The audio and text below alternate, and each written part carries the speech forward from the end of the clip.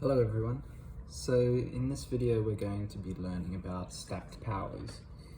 So what does that mean? Well, this is kind of the next index law that you should learn after the previous video. So what's a stacked power? Well, that's if we have something that looks like this. Okay, so what we have here is we have a base to the power of, we have a base called A to the power of B. That's all in brackets, and that whole thing is to the power of C. Okay, so stacked because we have this A that's to the power of B, but it's also to the power of C. Okay, so this would, if we were to expand this out, this would look like A to the B times A to the B times A to the B, and continue on for C times, right? C times. Okay. Now there's actually a shortcut to find out what this is. All you do is you multiply B and C. Okay, so we can write this law as A to the B to the C equals A to the B times C. Okay, so we can do an example. We've got 4 to the 5 here, and then 3 here.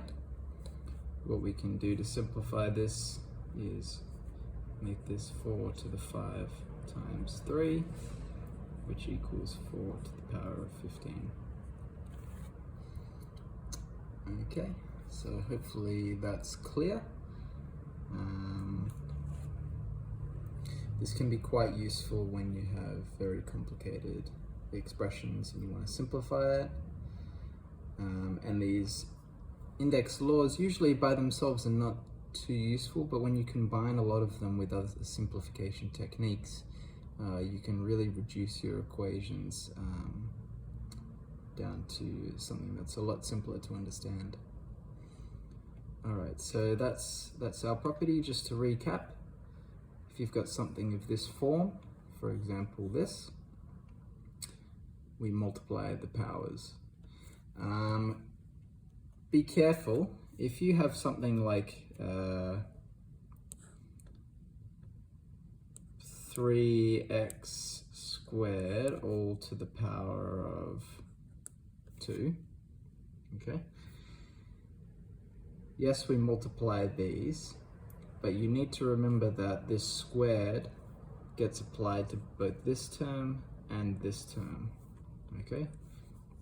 So when we expand this out, this is 3 to the power of 2, which is 9, and this is x to the power of 4, because we can multiply those two, okay? Don't forget, any number in front of some variable, we need to square it, okay? That's a common mistake that I see quite often. Alright, thanks for watching, hope that was helpful. See you in the next video.